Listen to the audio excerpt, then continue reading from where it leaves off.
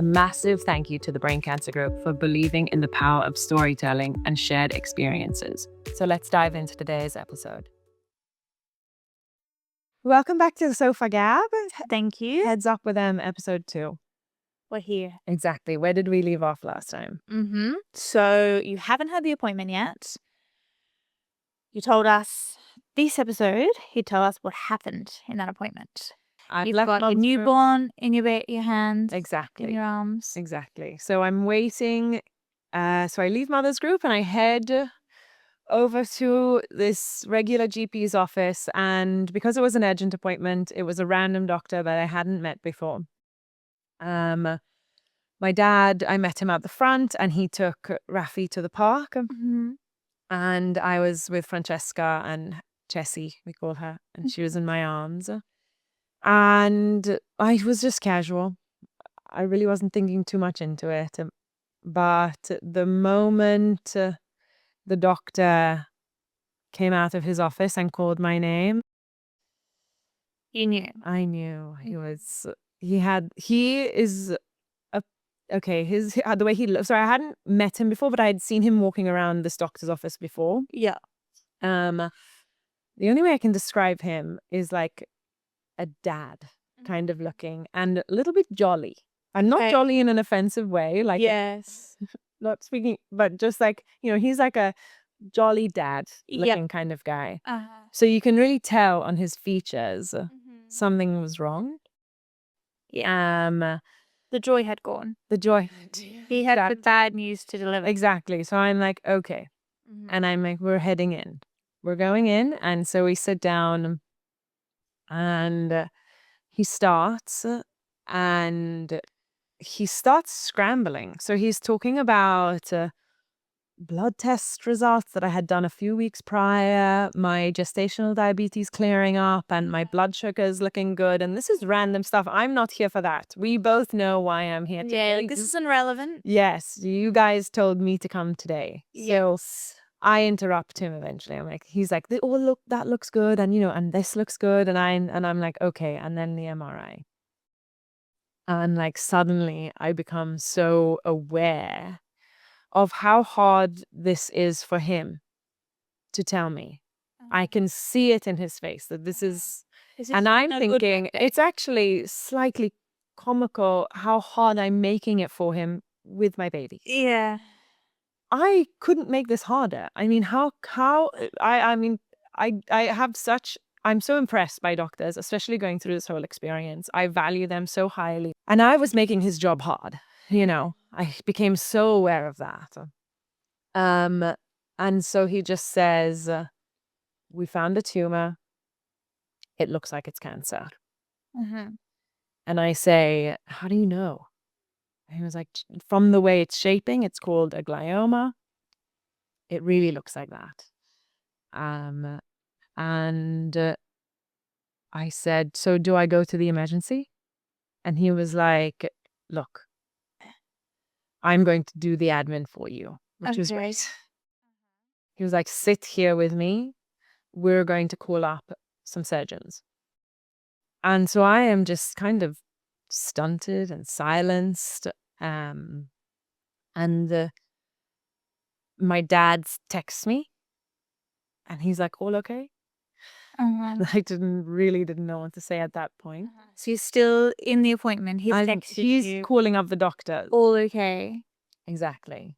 And you reply to his text? I say not great. I think I just said not great. I'll tell you soon. And at this point, time is moving fast and slow. And I don't really know what's happening. But he does. Life comes back when he tells me, Emily, I have 2 appointments for you. I've got one on Tuesday and I've got one on Monday. It was a Friday. So this was the hard part, is that I knew I had to wait 2 days until I saw either of these doctors. He was like, he said, I've secured you one for Tuesday. This is definitely, you've got one for Tuesday. He said, you might have one on Monday with a different surgeon and they'll call you. And I thought, okay, thank you. So I took down their names. I had these 2 referrals, depending on which one I was going to go to. And I walk out and I go to pay as if it's like normal. I'm in this regular GP's office, like with people there for like tonsillitis. But you've just heard this like earth-shattering, life-changing. Yeah. And I walk something. past this area in town all the time, and I think like people have no idea What goes on? how I was like trapped in this space of time right here, walking up to my dad and kind of collapsing into his arms. And you're still holding Jessie? Yep. Mm-hmm. And he's like, it's fine, right? It's fine. It's okay. And that's when I have to say it, like out loud. Mm-hmm. What do you tell him? I said, they think it's cancer and there's a tumor. Mm-hmm. And he says, where? It just so wasn't part of what he was expecting. Yeah, we just didn't think it was cancer. We didn't think it was a tumor. Where? What are they talking about? And I say in my brain, and I suddenly become really aware of the fact that my daughter, who is just turned 2, is standing next to him, holding his hand. And so I suck it in, and I breathe it all back in, and I say, okay, this is what we're going to do. We're going to go to your house. We're going to bring everyone over, and we're going to talk about it. Yeah. And he says, how are you going to get there? And I said, I'm going to drive. Give me the girls. It's an issue with the car seats with babies. Yeah. That you really, no one can take them. It's like, who has the car seats? Yeah. So I'm going to be fine. And I really had to just suck it in and say, we'll meet at your house. Let's go. So you were sucking it in. You didn't want Rafi to see. No. You were upset. Exactly. That you were scared. I honestly don't know how it's incredible human resilience, like you talk about. How you're just like, I have to do, A to B, B to C, C to D. And when you have just like, okay, I had that plan, that's what we were doing. Yeah. That was what my mind was doing. And I put the kids in the car and I sat down in the driver's seat and I sent that text message. I sent out that message. You weren't expecting to send? No. Yeah. To my family group chat. And I said, I've got some test results back. I think everyone should meet at mom and dad's house. Now, come in. Is that this house? It is this house. This is where it happened. This is where everything has happened. This is where it all unfolded. I think for you and I, this is a really special house, which is why it's so nice to do this filming here. Because we prepared for my wedding. Yeah. Not long ago. We were here. Preparing, getting ready. Getting ready. Exactly. And it's that same place. I brought everyone over and everyone was in different parts of Sydney. So it took a while and it was this trickle of people. Me and my dad came and we were just sitting in silence, staring at the ceiling. My dad started texting a few people. And we were just kind of frozen and slowly people started to come.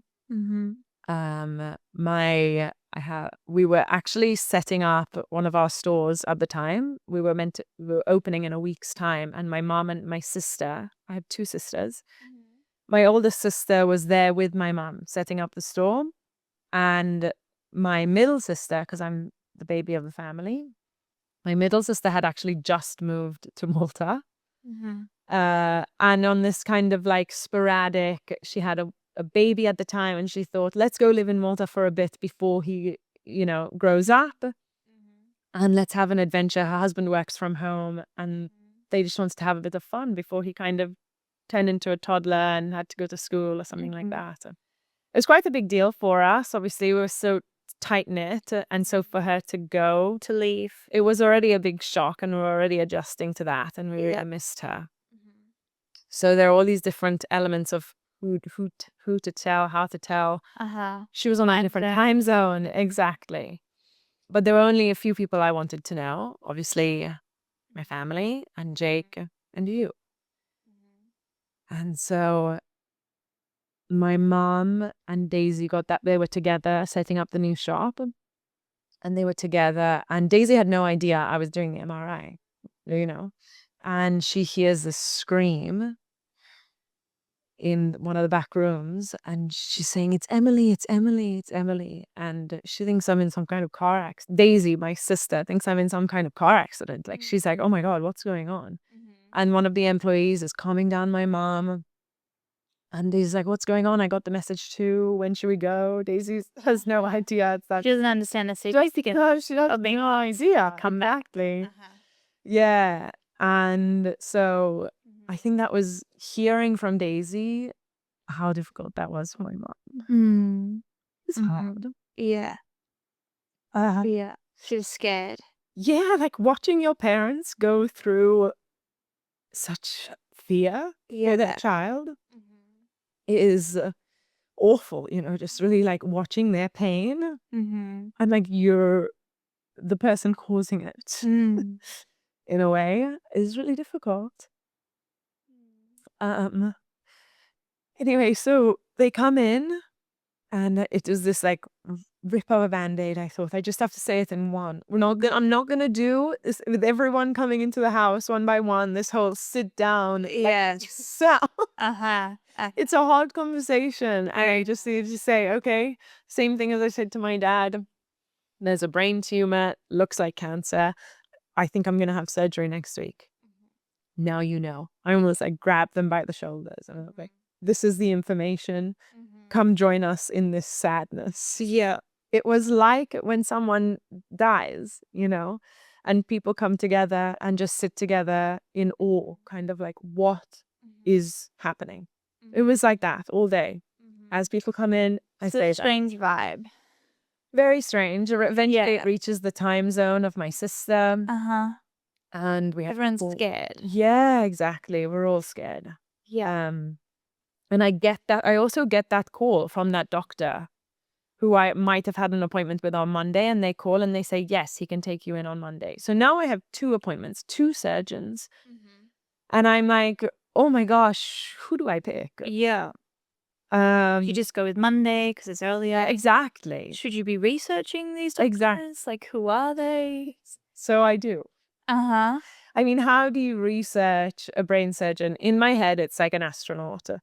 For someone to do brain surgery is just... It's really up there. It's the highest I think it can go. Like, it's like you're not only doing surgery on an organ, but this organ impacts who the person is, who they are, how they function, how their body functions. Yeah. So there were the day processes, and I think we sleep here. So Jake and I and the kid, and you just can't. You're just like frozen. You're just like, I can't go anywhere. And then we start thinking logistically, like, how are we going to make it work? Our house that we were living in, or our half house? What was it? House? It was tiny. We absolutely love Avalon, and so it was we did anything we could to make sure that we could afford to live in Avalon. Even with kids, it was like the living space was like a caravan.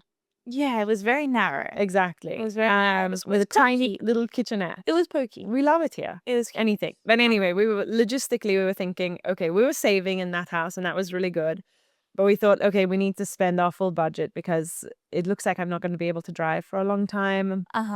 And still lots of unknowns, but things aren't looking easy. Exactly. And like surgery, if I have surgery, I'm going to need recovery time. Yeah. And I want people to visit. I want people to come to me. So And what time of year is this? December 1st. This is, I feel like that date is like, so it's the first of the month, and it was still the first day of summer. And I was thinking, I love summer. I love summer.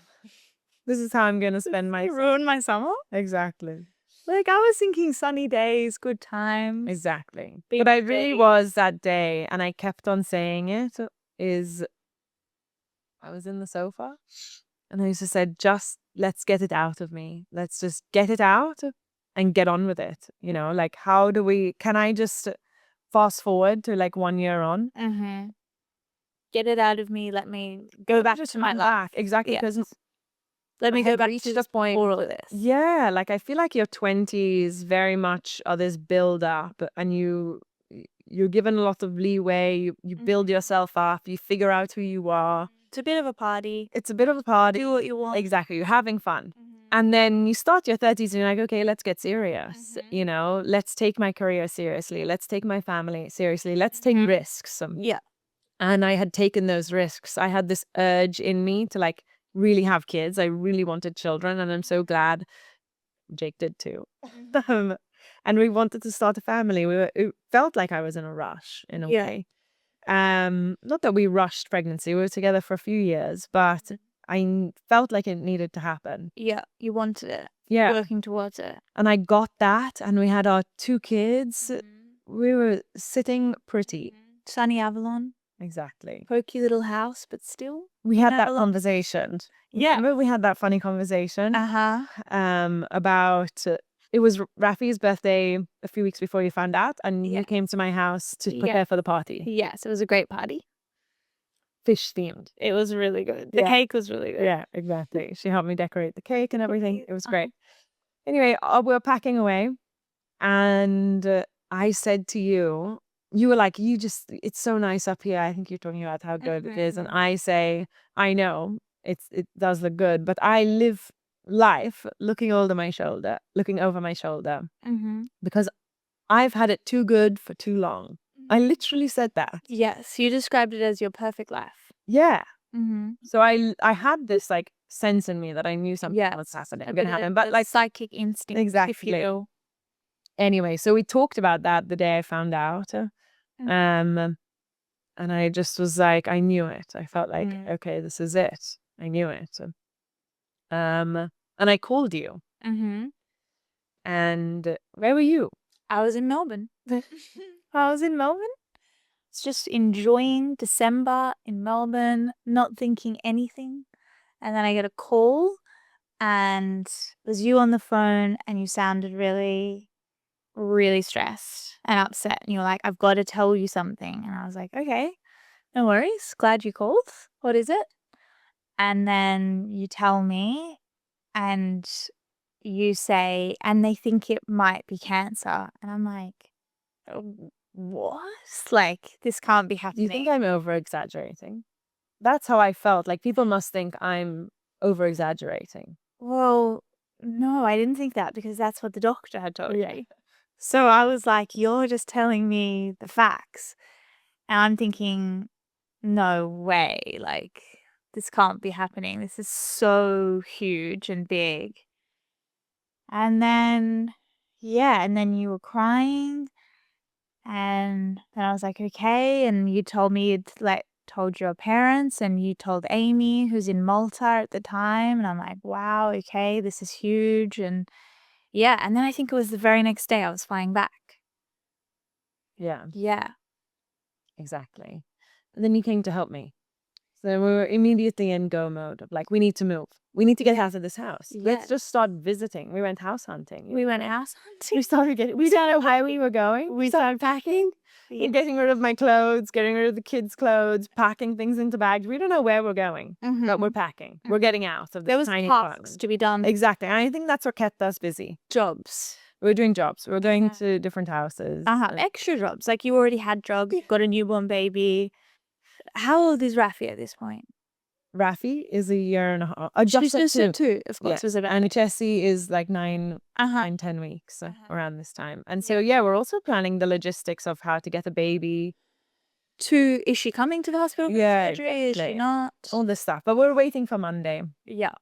And who goes to the appointment? Me, Jake, and Jessie. Because I'm breastfeeding. She came everywhere with me on this journey. And I think her input, her being there, is, I call her my security blanket. She's here the whole time. So we get to his office, and this really interesting thing happens where we're waiting, and obviously, like, we're really nervous. And the person before me comes out of their appointment beaming. He is on a high. And he comes out and he goes to the receptionist, and she's like, "Oh, would you like to make a follow-up?" He's like, "December next year." So he's like, "Just a yearly checkup for me. Do you know how incredible he is? Do you know what he did for me?"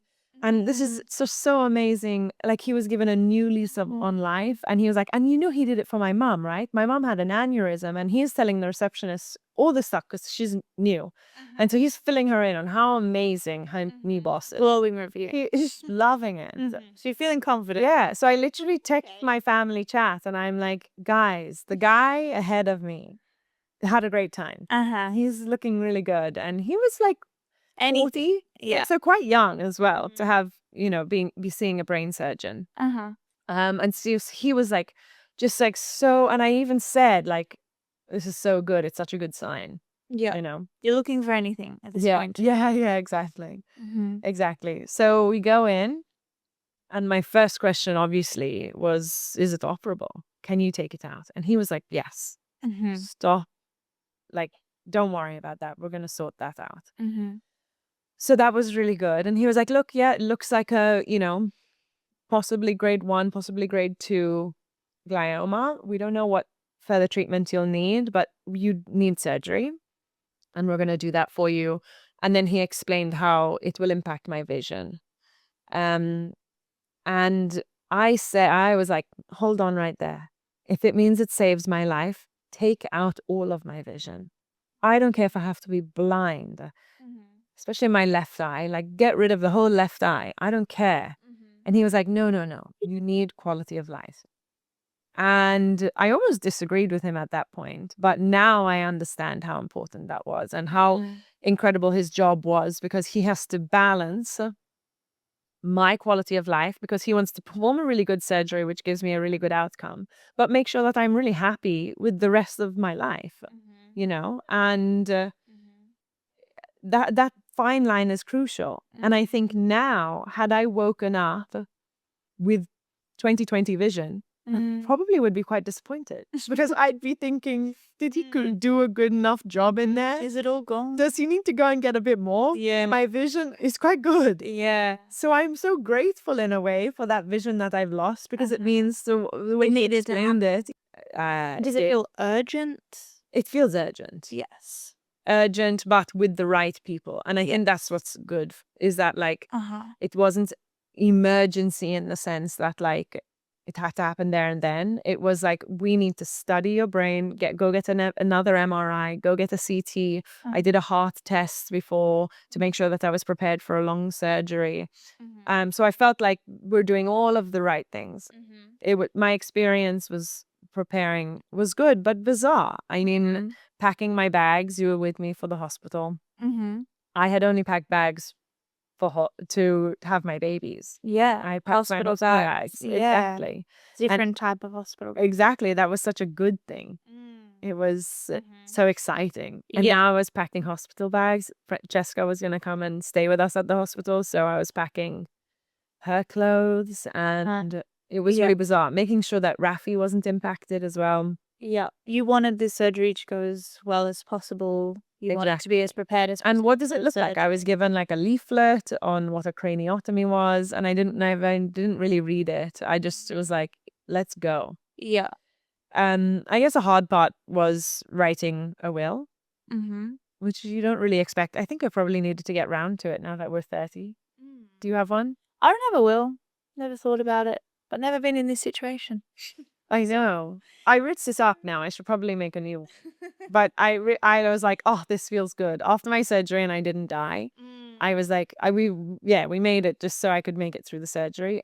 It meant it was basically a one line, but my dad had to sign it, and we had to get a justice of the peace to sign it, and that was kind of a rush. Yes. But after I survived, I was like, oh, yeah, feels good. Yes. So you did all of this before the surgery? We're doing all this, exactly. We're going for extra testing. And he's a brain surgeon, so he's looked at the MRI scan, but he doesn't know what this tumor is yet. They kind of know the family of tumor, which is called a glioma. And under that family, they know there are all the different types. And I think that's really interesting because when you start this journey, you could say, of brain cancer or brain tumor, it's, you have to study it. You're learning an unknown field. So at the start, I knew, absolutely nothing about what that meant. These were all just like big words. It didn't mean a whole lot. Exactly. And so you really have to teach yourself what a resection is, what all these different terms mean. Anyway, so yeah, we make it to surgery day. And I think Jake was quite good at just the admin-y stuff. And so getting through those admin procedures to get to surgery day was helpful. And we go in the night before to get some extra tests done. And surgery morning comes and you have to do this like full wash over your entire body to make yourself sterile, I guess. And it was a 6 a.m. surgery. Nice and early. Nice and early. Wake up at 5. Give myself out of the way. Exactly. First cab off the rank. Nice. And to be honest, the energy of the room was buzzing. You go into this little pre-surgery room where they're prepping you for surgery. And I think there are younger doctors in that room. Okay. They're getting ready for the star of the show to arrive, which is Dr. Curtis, and he comes in last, so everyone's doing their jobs. Yep. They've all got a role to play. Yep. They all know and they are excited. And I think it then dawns on me that this is a really unique surgery. This is a really special surgery. And you almost feel so grateful to be with this group of people who are learning and excited and so driven. These are such incredible beings that are in our system and society. Yeah. I just think they're absolutely outstanding. And so they're super smart as well.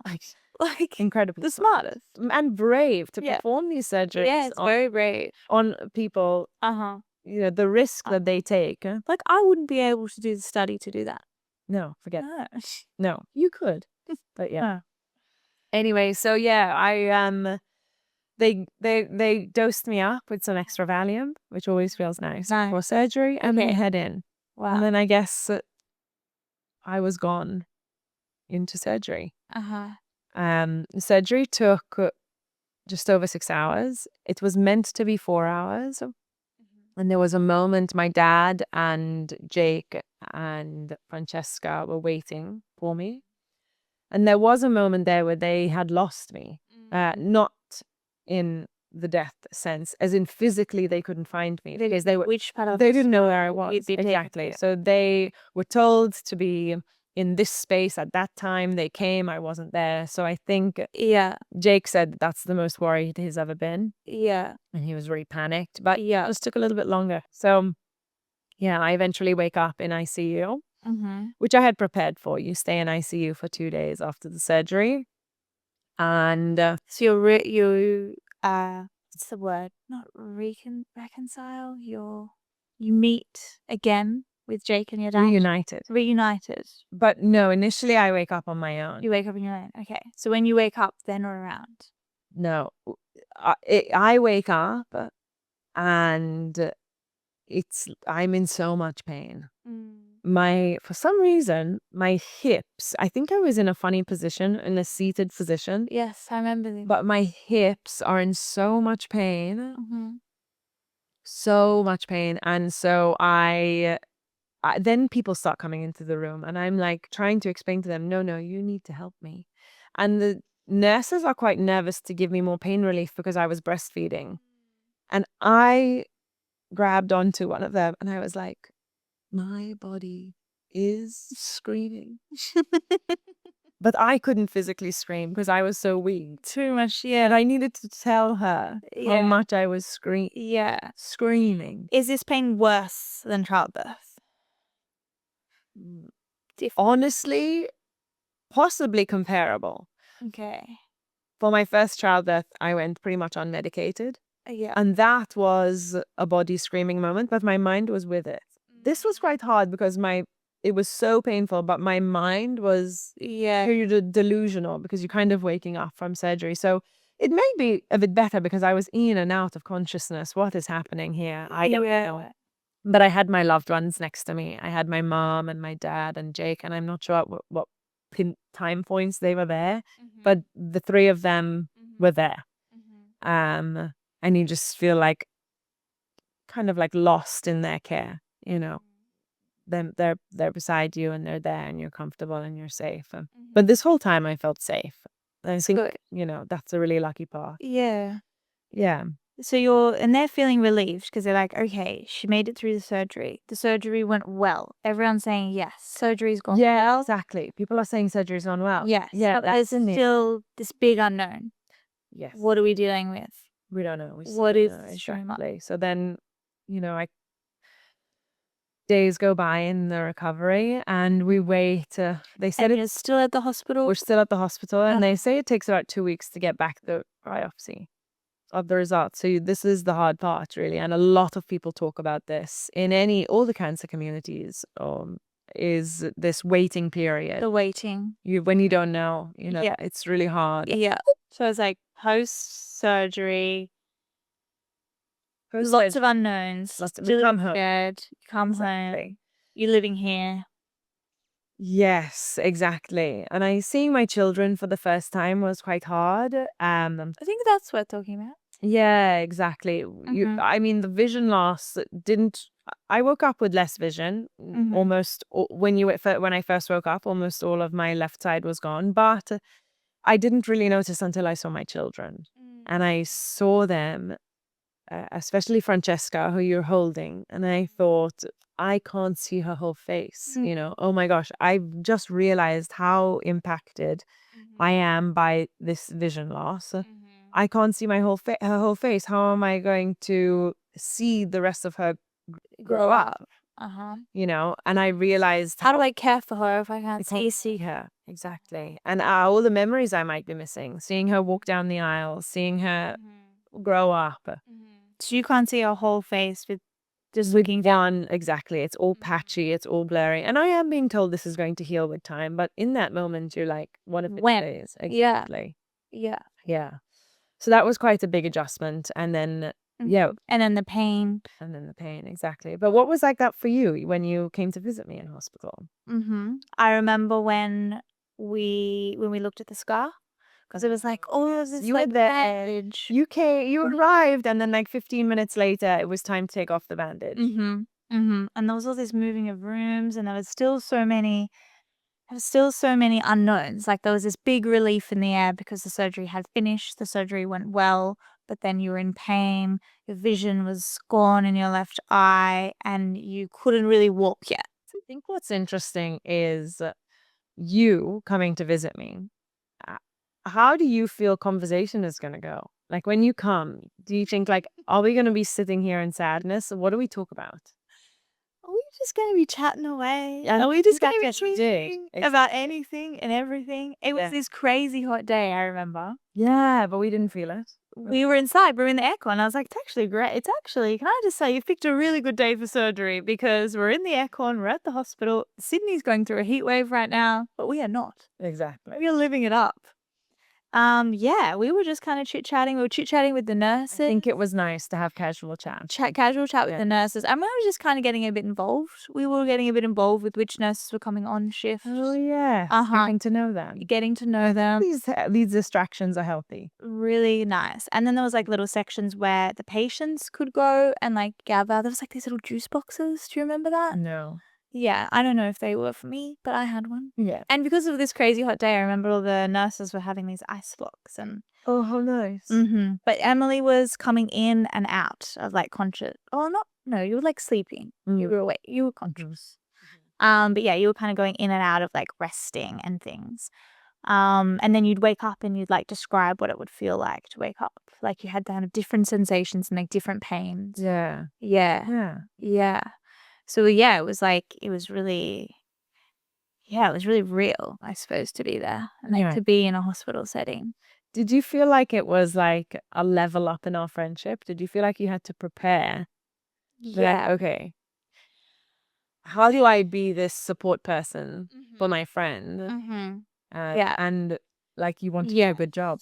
Yeah, I wanted to do a really good job. I wanted to be the best friend I could be. And so I was like, gotta do my research. So I had read the leaflet that you're talking about. I had read the little craniotomy, whatever it's called. You really read it? I don't even know how to say it, but I read the leaflet. It was a really scary leaflet. It was super hectic. But also I had my mum. So my mum, she's a midwife. She's not a brain surgeon, but her medical knowledge was like helpful to rely on. And every time I would leave you, I would call her and I'd be like, this is what just happened. This is what's going on. These are all the big words everyone's using at the hospital. Because I feel like I have like no medical knowledge. Like all these words feel so foreign to me. And I wanted them to not feel foreign. I wanted to be like, I know what's going on at the very least. Yeah. Even if I don't understand it. So yeah, that was sort of helpful to have her kind of support me as I was supporting you. Yeah. But yeah, it felt scary. It felt scary. It felt big, and it felt like I was scared for me, scared for you, scared for your parents, scared for your sisters, scared for Jake, and then scared for the girls. Yeah. Yeah. Exactly. I think that was a big part of this story is the young children that we had. And in some ways it's really good because I often say like they had no idea what was going on. It's actually so good that they had no clue. And I am kind of grateful that Chessie was 9 weeks because I got those early weeks of blissfulness with my newborn, just like not knowing. And I could have so easily pushed for that MRI that Jake said to get and found out, during my pregnancy. And how much would that have changed the outcome really and my diagnosis? Probably not that much, so at least I had that time. So I felt like it was the right time to find out, and this it had to happen, and it was going to happen. I always said that, like the brain tumor was always going to happen, and now it's like how I figure it out beyond this. Where do I go from here?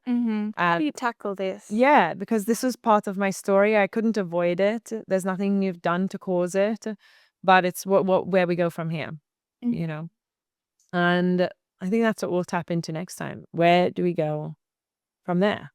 I get my diagnosis, and I eventually meet my favorite team, Dr. Back and Dr. Wheeler from the Brain Cancer Group, who are my treating physicians. And I think life kind of changes when I meet them.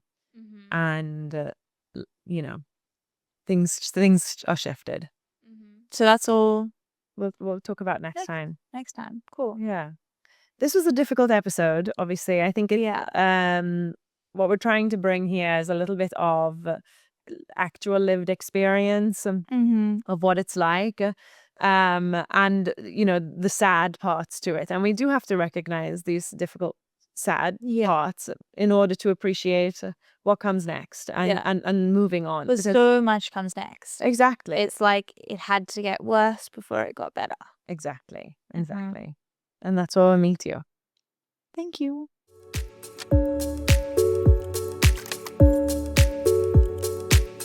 Thank you so much for tuning into this episode of Heads Up with Em. I hope you enjoyed today's conversation. If you're a brain cancer survivor, a caregiver, or someone just looking for some inspiration, remember you're not alone and your story matters. Don't forget to subscribe, rate, and leave a review if you enjoyed the episode. It helps others find this space too. If you want to connect, you can find me on Heads Up with Em Instagram and my Instagram account, Emily Francesca Kirk. I'm excited to share more with you next time.